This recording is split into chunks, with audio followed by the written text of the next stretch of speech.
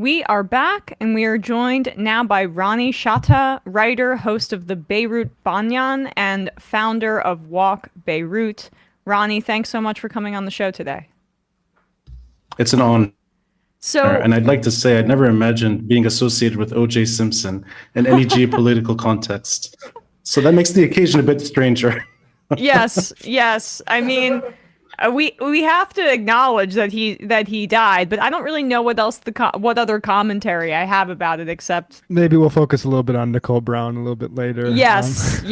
But yeah, but you know, the reference to Kurt Cobain is actually timely as well. They're roughly around the same period, the early 90s.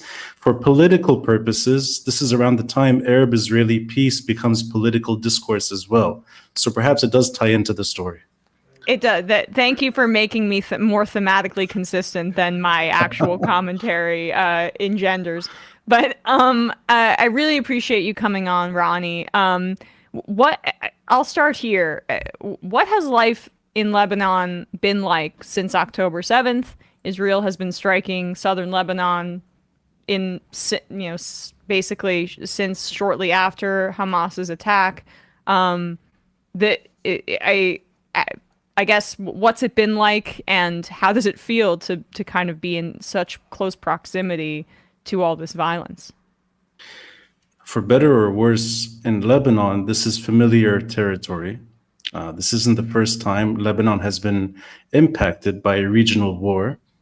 Case in point today, Israel and Hamas and Gaza, the spillover into Lebanon. But this is how I grew up in this country. In the 1990s, this is very familiar. Except it was over a long period of time, and we grew accustomed to it. There would be Israeli attacks sometimes on a daily basis post-Civil War Lebanon. So that's really the 90s, primarily until Israel withdrew in 2000. But that decade, we saw two things happen, which kind of segues back to today. A smaller group that was primarily in the background of Lebanese politics, emerging into a sub-state proxy, which is Hezbollah, and today dictating two things: state sovereignty and also politics. So we have right now in 2024 is familiarity in regional war, but at least with Lebanon, something a little different, which is Hezbollah's ascendance to politics and de facto control.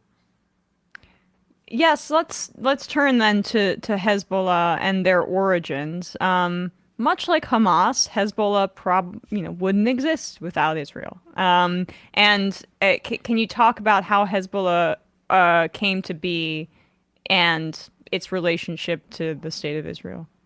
Sure. So post 1982, Israel's invasion of Beirut and its siege of Beirut, Ariel Sharon and Yasser Arafat, names that belong to the 90s as well. We don't talk about them today. Arafat is dislodged from Lebanon. Arafat and the PLO, and particularly the Fatah militia, more or less considered Lebanon home from 1970 until 1982.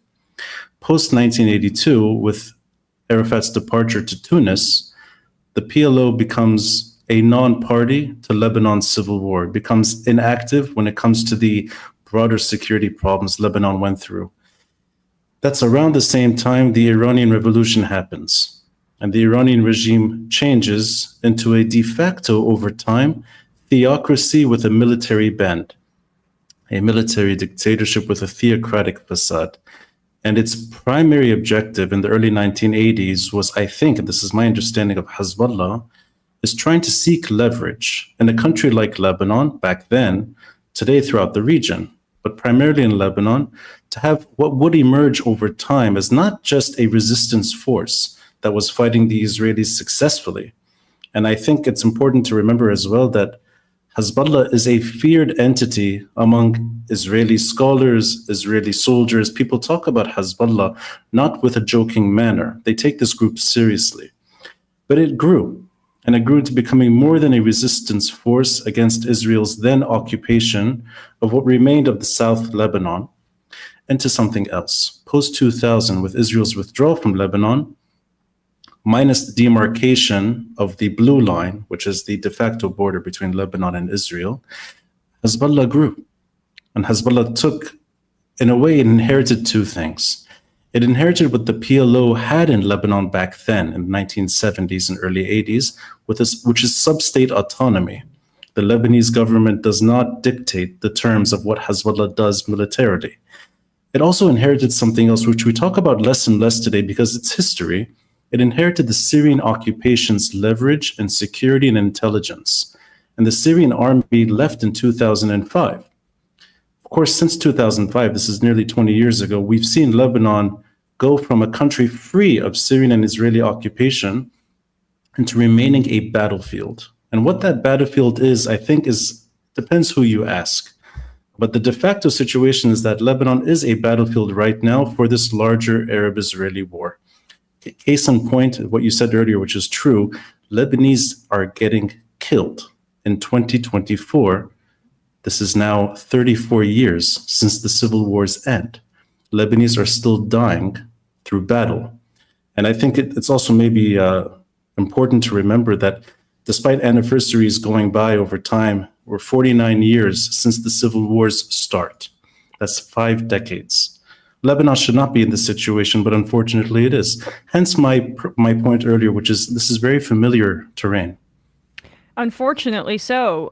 Can you expand on the nature of the civil war and the role of Palestinian refugees who were expelled from what is now Israel in that particular destabilization? I'll put it into context as much as I can without boring you or the audience. That's not possible. Not possible? Good. As somebody who podcasts for a living, I take that for granted. Yes. The refugees of this country pay an unfortunate price for geopolitics that has nothing to do with them. Just yesterday, Syrian refugees are being ambushed in the country, falsely associated with another political assassination that happened several days ago. A member of the Lebanese Forces political party was ambushed and killed. His body was dumped in Syria. There is an association that Syrian refugees are to blame, and this is absolutely false. Yet you have Syrian refugees getting beaten up on the streets. And I don't know if you've been to Beirut before, but in case you haven't been here, this is a buzzing city even during darker times. Right now, the reason there's fair quiet in the city is not because of Ramadan or the Eid holiday that's today. It's that there are Syrian workers not on the streets of Beirut, not on the streets at night out of fear. To throw that back to the civil war and the Palestinian refugee dilemma, Palestinian refugees have been living here since 1948. Since the creation of Israel and the dismantlement of the British Mandate of Palestine, these Palestinian refugees have been living in this country primarily as second-class citizens. That may be actually polite to describe them as such. These are descendants of those refugees from 1948. There are some that arrive in 1967 as well, but the bulk, the bigger numbers from 1948, living in refugee camps. And refugee camps, I think, is also maybe complementary. These are more like ghettos. And there are UN agencies that have limited agency to operate within these camps, but not that much. And only until recently, Palestinian refugees could not work in most employment sectors anyway. You have a struggling population that's deprived of their dignity, living in this country as the Arab-Israeli war drags on. That's something important to be mentioned, perhaps in context. There is a huge Arab-Israeli war that is fought in 1967, the June 1967 war that changes the borders of the Middle East. This is when the Golan Heights of Syria are occupied and later annexed by Israel. This is when the West Bank is taken from Jordan, East Jerusalem as well, annexed. This is when the Gaza Strip is taken into Israel from Egypt, the Sinai Peninsula as well. So Israel multiplies. I don't know what, maybe perhaps a third of its territory expands further. It's a huge geographic gain for that country. Lebanon, not one shot is fired across the border between this country and Israel. And that's because this is the time in Lebanon's history where there was enough, just enough, of a neutral policy that was state promoted, and that Lebanon would be spared from regional wars taking place. That was a de facto state policy in the 1960s. We lost that agency long ago. And Arafat's arrival to this country, the PLO's establishment here in this country, changes those conditions forever. You don't have a Lebanese army in control of the Lebanese state, or at least its security and defense, peace and war. Instead, you have a sub-state militia that is dictating those terms. 5 years later, in 1975, Well, can I roughly can I 5 years. pause Oh, just sorry, for please. 1 second, just to course. sit with that for a moment? So this influx of Palestinian refugees expelled in the Nakba, expelled in the decades prior, basically creates destabilization within Lebanon. And I mean, and now, of course, you say the continued Palestinian refugees are second-class citizens as well. But that, I mean, how many Palestinian refugees came during that time period? And I guess, you know, how did the PLO kind of sap the agency of the Lebanese government and take on so much power within the country? I appreciate you asking these questions. This is why I come prepared with a pen and paper. Thank you for Okay, asking good. this. It is roughly 100,000 Palestinian refugees that moved from the Galilee, which is northern Israel, northern Palestine, into Lebanon. So roughly 100,000 settle here. I think it's about the same in Syria as well. And the numbers in Jordan escape me now. But 100,000 refugees that flee war and flee the catastrophe, Nakba, end up in Lebanon 22 years before politics changes in this country. So it's 1948. The refugees that live in camps and are deprived of most rights remain refugees, even though the PLO and Fatah is operating in other countries, and it's not their doing here. These refugees are simply suffering in Lebanon, but politics is changing in the region designed for war. It's 1969. That's the year things changed for Lebanon, and when the PLO sets up its base in this country months later. It's called the Cairo Agreement. This is a settlement where Arafat and Fatah are not sustainable to the Jordanian regime. Prior to that, Arafat considered Jordan home. There is a brief civil war in Jordan that spells the end for Arafat's presence in that country.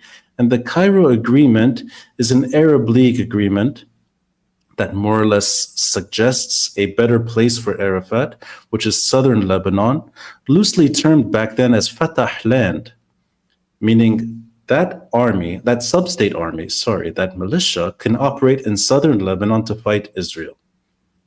The association with that group, that militia, that infrastructure with refugees, it takes a few years before all hell breaks loose. And that's April 13, 1975. The reason I'm mentioning 1969 and 1975 in the same essence is that it takes a few years for Lebanon to completely break down into outright anarchy. But something happens, which is other militia take hold. There is a reaction, a military-like reaction to Fatah in this country. And suddenly you have names that they're now featured in documentaries, they're mentioned in films altogether, like the Phalange, the Kata'ib militia. These are right-wing Lebanese paramilitary men that decide to arm themselves and fight Fatah in this country too. This is when things spin out of control, and the Lebanese army is really not playing a role. It's in 1975, April 1975, and the marker is a tragic marker. It's a bus attack, where Palestinian refugees are killed, moving from one part of the city to the other. And that's the beginning of the civil war. And what was Israel and the United States' role in this? I mean, did they interfere? Did they allow this to play out? Did they take sides in this Lebanese civil conflict? I think the de facto U.S. position vis-a-vis the Arab-Israeli struggle, long-term disaster, the century-long tragedy that has ruined politics for the Middle East and made this part of the world ungovernable, is a solid standby, steadfast support for Israel. Back then, there was a Lebanese state that the U.S. had better ties with, and there was a state that they could talk to as well. Not what we have right now, which is almost a shell of a state that panders to geopolitical problems, not to Lebanese interests. But back then, the Lebanese state was a friend to the US for the most part. And actually, it's the American Marines that pay a heavy price in the early 1980s for that steadfast support back then to trying to reconfigure and reconstruct Lebanon during the war. This is a 1980s Marine barracks, and I don't remember the exact numbers, maybe 150, if not more. US soldiers are killed in this country. And the numbers actually could be wrong. It could be much larger than that. But the US Embassy, which used to be in Beirut, is blown up twice. The US Embassy today is not in Beirut. It's in the outskirts of the city. It's almost like a fortress on the hills outside of Beirut. The US policy to Lebanon, this is going back to the Reagan years, this is a long time ago, was that peacekeeping is not going to work. At times, cosmetic strikes, and sorry to use this term this way, cosmetic meaning the USS New Jersey, this was a ship that was parked in the Mediterranean, would sometimes strike in the mountains of Lebanon occasionally. Nothing like Israel's siege into Beirut, nothing like earlier American involvement. There was a distancing. And it wasn't actually, I think it's until the late 1990s, if I'm not mistaken, there was a travel ban on Americans coming to this country. Almost considered a pariah state that was then under Syrian occupation, but disinterest in anything related to this country. What became, and I think remains, a primary concern is Israel's security for America. And that has had deep disadvantages, especially to those trying to not get sucked into, which I think is false binaries, which is you're either supporting Israel or you're not supporting Israel. Or you're with either Iran. pro-Israel. Exactly. I think Lebanon's interests, which in my opinion, my assessment, are best reflected in the 1960s, where this country doesn't have to pay a price for a huge outreach taking shape in the region. I think that model, that aspiration, I don't see that today as a priority for any US administration, both Republican or Democrat. Certainly. Although the politics around Israel, I will say, are rapidly changing in this country in a way that I couldn't foresee. But you know, I think that the context of, you know, the settler colonial project of Israel basically creating this incredible destabilization is so key. One, due to the fact that we often hear, why won't the other Arab countries just take these people? I mean, why won't they just take them? There must be something inherently wrong with them. When you see, though, that actually Arab countries, whether it be Jordan, whether it be Syria, whether it be Lebanon, countries in the region did take on many Palestinian refugees after the Nakba. But the continued expansionist aims by Israel have contributed to even more deep stabilization for now 75 years. You know, it's quite interesting. I think all of these different facts are all accurate, and they shape, I think, how regimes interact with each other in this part of the world. And I'll give you an example. Roughly 10 years ago, the Syrian regime was bombing Palestinian refugee camps in Syria. You have thousands of Palestinian refugees killed by the Assad regime. You have today thousands of Palestinian refugees. What's the number now? 35,000, perhaps more. Palestinian refugees and civilians in Gaza getting killed on a daily basis. I think both are true in that these regimes and Israel's nominal enemies as well, I think, have hijacked this cause and turned it into one that perverts society. It destroys politics, but it also destroys society, especially where divisions are fragile. Case in point is a country like Lebanon, where you have a Palestinian cause, a moral support that is real, and I think that's majority, and that Lebanese look at the suffering of what's happening right now in Gaza and open their hearts and extend their sympathies always. That's the overwhelming majority sentiment. Despite calls to the contrary, I think that is true. What is also true is that this cause can be hijacked. You can have a paramilitary force like Hezbollah, which its raison d'etre is to fight Israel, built to defend Iran's interests, but its raison d'etre is to fight Israel. It has taken a very calculated, very cautious, very defensive approach into supporting Hamas and fighting Israel. And right now, Hezbollah's initiation on the Lebanese side on October 8 is described mostly as one of caution. So I think all of this can be true, and that this cause, first and foremost, has destroyed not just Palestine, but the chances for the Palestinian people to have a normal life. I don't think this is going to happen in our lifetime as well. Speaking about the earlier generation, our generation as well, unfortunately, it seems like this is impossible given the current circumstances. But the ripple effects of that cause and the trajectory of that cause into what looks like politics but is not, it's mostly security and regime survivability, that also destroys not just Palestine, it destroys the neighborhood too, which is why I think over time, the patience for this cause, and especially in a country that is vulnerable to regional war, I think the patience is thinning by the day. And Lebanon today, right now, does not resemble the Lebanon of the 1960s one bit. This is a country that looks increasingly on the brink of civil war once more. That's an unfortunate ripple effect to a regional war being fought outside of its natural borders. Can you expand a bit more on Hezbollah and what, if you could give an ideological very overview of their stated goals, how real the constant connection, a lot of militia groups are defined as Iran-backed proxies in the Western press, and sometimes it's hard to discern how strong those ties are. Hezbollah, pretty strong, but I mean, I guess if what the state of Hezbollah is right now, and its origins and its charter.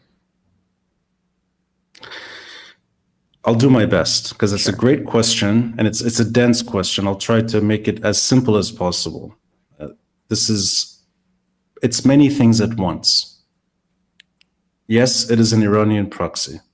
It is a fully sponsored paramilitary force outside of Iran's borders. This is all accurate.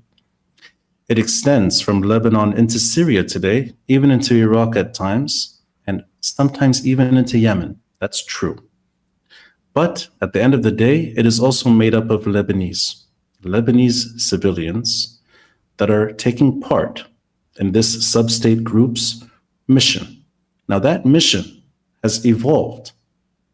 Hezbollah in the 1980s, and its essence really is to push Israel out of Lebanon.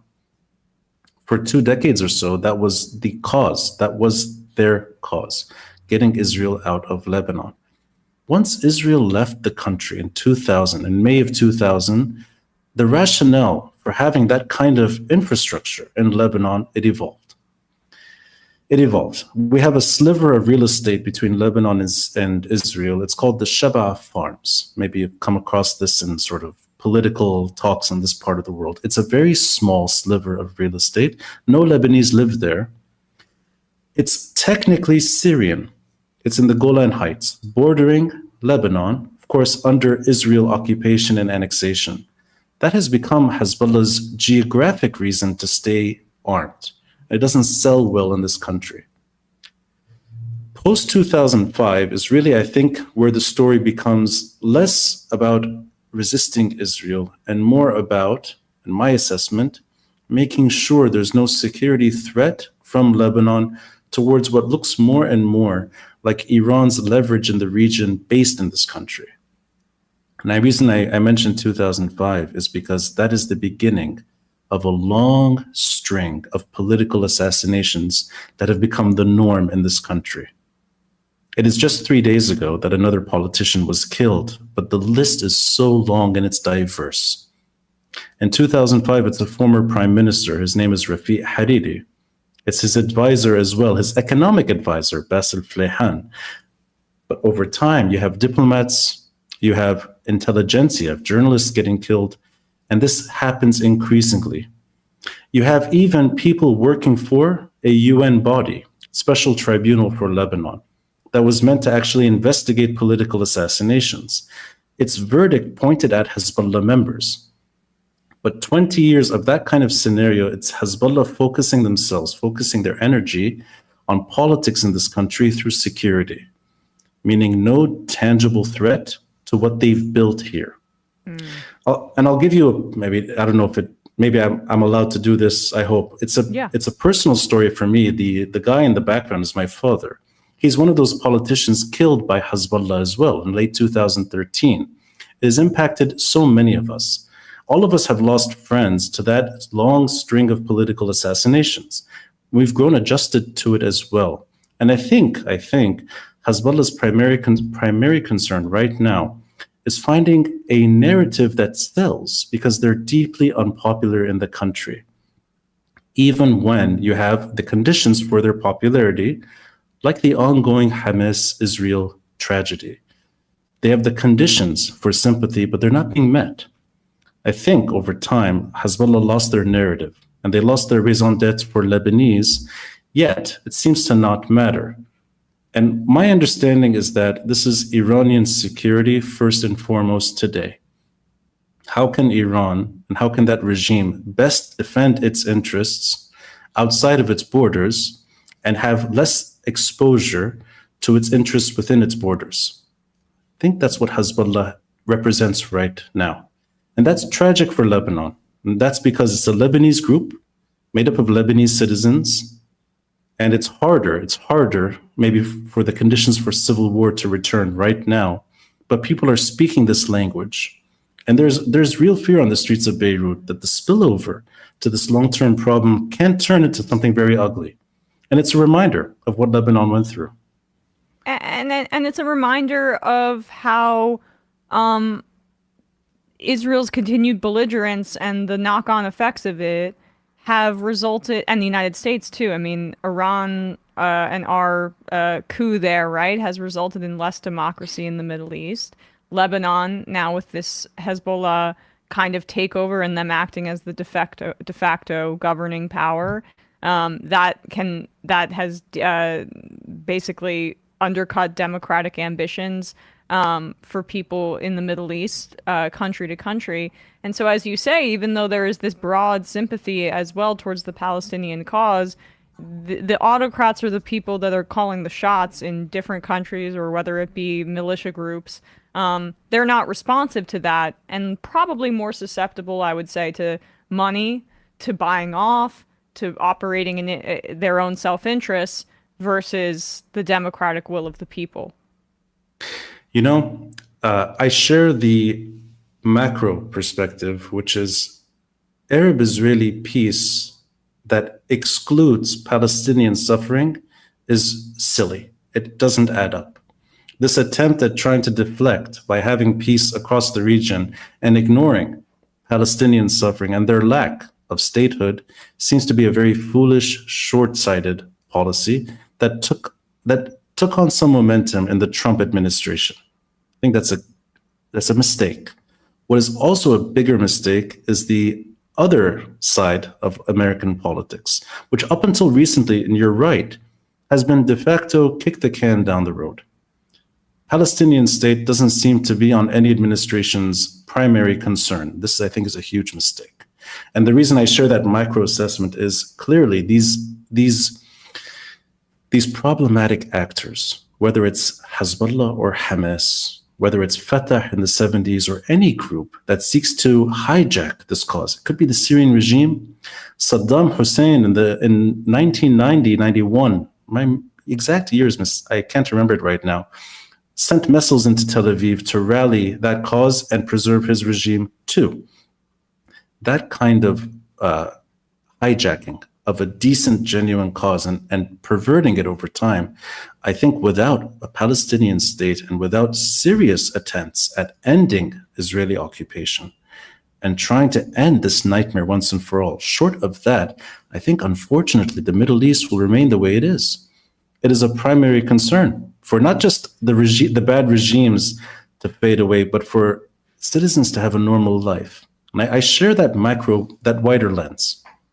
Yes, and lastly, before we let you go, Ronnie, I'll return to kind of where I began, the present day of how many strikes and attacks there have been on southern Lebanon by Israel. What has the mood been in Lebanon? Are people fearful? You talked about how at night Beirut is kind of a bit of a ghost town, but how many people have died, and what this is the situation like on the ground right now? The total number of deaths, if I'm not mistaken, on the Lebanese side is hovering around 350 to 400. I don't have the exact number. The number of Israeli deaths, I don't know. But in terms of the Lebanese side, whether it's Hezbollah militants or civilians, or even for that matter, journalists doing their job, somebody that I know was killed on October 13. A Reuters photojournalist was doing his job in southern Lebanon and was killed. These people are dying as well. But I think the bigger problem is that this country is so adjusted to abnormality that you can have this happening in the south. You can even have surgical strikes that hit Beirut. I think it's January. The top Hamas leader in the country was killed by an Israeli drone in Beirut, in southern Beirut. You can have that kind of strategic attack too, where a drone missile hits an apartment and hits the people in that apartment, and civilians upstairs and downstairs are spared. This is the kind of abnormality Lebanese grew accustomed to. And you can have a war zone in the south, in the southeast, in the east as well. And you can have also Lebanese going out. Now it's a holiday season. There's many religious holidays in this country that tend to line up sometimes all together. This year it's 2 variations of Easter and Ramadan. So Lebanese go out. There's traffic sometimes. People go out, they drink, they dance, they eat. They spend their night hours outside, knowing full well that there's a war happening, not just in Israel and Gaza, but in southern Lebanon. That's the country I've grown up in. I think that's the biggest tragedy, is that everyone's accustomed to it now, and the prospects for some form of positive stability long term, I don't see them emerging anytime soon. Well, we can only hope. Ronnie, I really appreciate your time today. The podcast is called the Beirut Banyan. Walk Beirut. You do some walking tours. If ever anyone's ever in the area, you should hit up Ronnie and his group. Thanks so much for your time today. I really appreciate it. I appreciate it. I'd like to just say one thing though before we go. Sure. I know your platform, thanks to a friend of mine who's been on your show, Drew Mkhayed. He actually briefly introduced me to Michael Brooks. And Michael Brooks, this is a week before his passing. We were sort of interacting with each other online. I grew to find him very attractive, an insatiable laugh, serious politics and principles too, but also nuance, which is rare. So I've grown, I'm a big fan of the show. So thanks to Michael Brooks and your platform for letting me know better about what's happening in the US as well. Thank you, Ronnie. Thank you so much. That's great to hear. Really appreciate that, and have a good rest of your day. Or Thank night. you. Oh, yeah. Yeah.